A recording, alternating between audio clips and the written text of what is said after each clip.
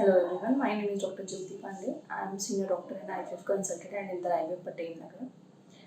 आज मैं आपसे एक बहुत ही इम्पोर्टेंट एंड इंटरेस्टिंग टॉपिक के बारे में डिस्कशन करूँगी, जिस टॉपिक का नाम है how do AMH and age affect the egg quality and fertility in the females. मतलब कि अंडे और एज और AMH हार्मोन्स का हमारी फीमेल्स की अंडों की क्वालिटी पे क्या फ़र्क पड़ता है। देखिए, मेल और फीमेल्स में यही बेसिक डिफरेंस होता है कि मेल्स में जो शुक्राणु या स्पर्म फॉर्मेशन है वो लाइफ लॉन्ग होती रहती है। एज का फर्क स्पर्म फॉर्मेशन पे नहीं पड़ता है, लेकिन फीमेल्स में जैसे जैसे उनकी एज बढ़ती जाती है, फीमेल्स के जो ओवरीज में एग्स होते हैं उनकी क्वालिटी और उनका नंबर दोनों कम होता जाता है। एक फिजियोलॉजी डिस्कस करें तो फीमेल्स में जो है at the time of birth around 20 lakh oocytes होते हैं।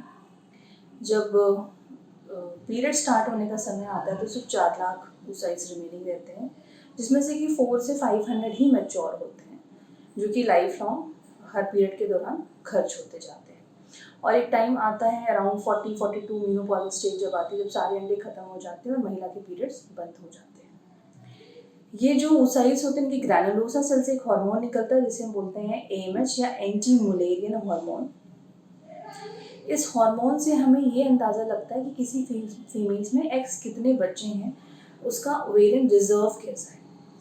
तो ओवेरियन रिजर्व क्या होता है? ओवेरियन रिजर्व एक इस तरह आप टेस्ट बोल सकते हैं इसको, कि ऐसा टेस्ट है जिससे हमें ये पता चलता है कि फीमेल की रिप्रोडक्टिव पोटेंशियल कितनी है, उसकी ओवरीज में कितने अंडे बचे हुए हैं।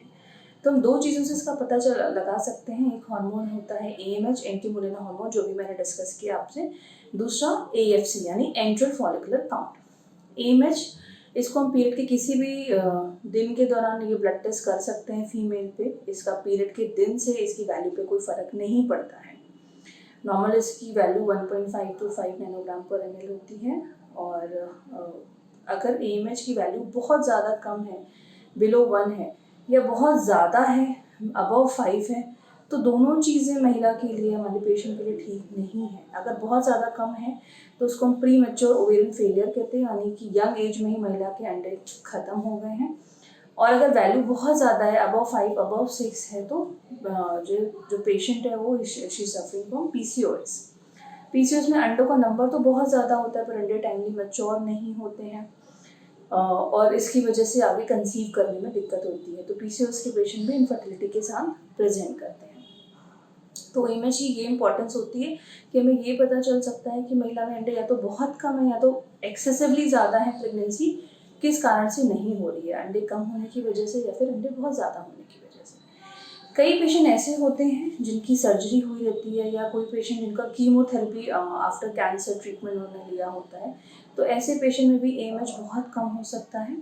जैसे कि कोई पेशेंट अगर चॉकलेट सिस्ट या एंडोमेट्रियोमा से जो है ग्रसित हैं, उसके लिए उन्होंने सर्जरी भी कराई है, तो ऐसे पेशेंट में भी AMH अपना नॉर्मल वैल्यू से गिर सकता है आगे जाके। दूसरा जो टेस्ट की बात हम करते हैं वो थी enteral follicular count.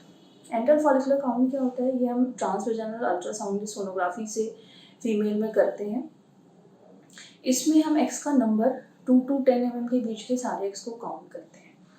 Above 10-12 is a good enteral follicular count. अगर अंडे सोनोग्राफी में बहुत ज़्यादा कम दिखते हैं तो उसका मतलब है कि महिला में अंडों की कमी है, और बहुत ज़्यादा कम है तो प्रीमेच्योर ओवेरियन फेलियर की डायग्नोसिस भी इससे आप बना सकते हैं।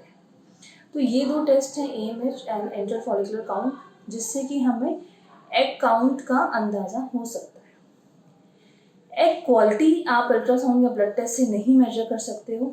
एग क्वालिटी का एक डायरेक्ट इंडिकेटर एज ही है। महिला की उम्र जितनी कम होती है उसके एग्स की क्वालिटी उतनी अच्छी रहती है। बहुत सारे रिसर्च और स्टडीज़ से ये फैक्ट प्रूव हो चुका है कि अबव 30, जैसे 35 के अबव एज होती है तो ये अंडों का नंबर और क्वालिटी दोनों बहुत तेज़ी से गिरते हैं। अबॉर्शंस रेट्स बढ़ जाते हैं। बच्चों में होने वाले बच्चों में जो अधिक एज की महिलाएं होती हैं उनके बच्चों में आनुवांशिक विकृतियां होने के चांसेस बढ़ जाते हैं, डाउन सिंड्रोम होने के चांसेस बढ़ जाते हैं।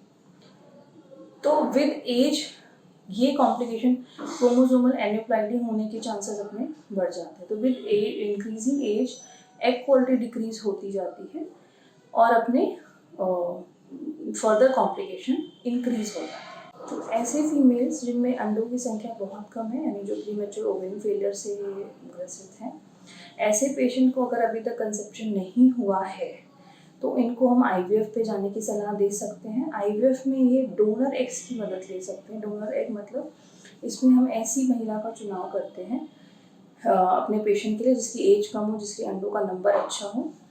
तो जो पेशेंट है जिसके अंडे बहुत कम है, उसमें डोनर अंडा प्लस उसके हस्बैंड का स्पर्म लेके एम्ब्रियो बना सकते हैं और इस एम्ब्रियो को हम अपने पेशेंट में ट्रांसफ़र कर सकते हैं।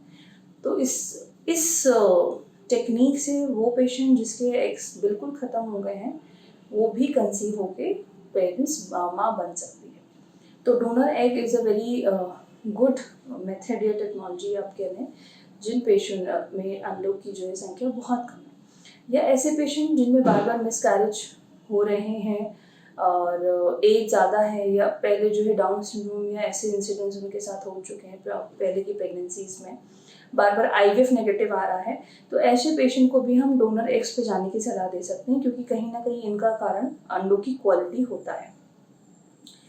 तो अभी आईवीएफ या ICSI बहुत ही लॉजिकल स्टेप और बहुत ही it's like a boon for those patient जिनमें अंडों की समस्या है, और ऐसे पेशेंट में फिर अपने एग्स के थ्रू जो नहीं माँ बन सकते हैं, they can go with donor eggs.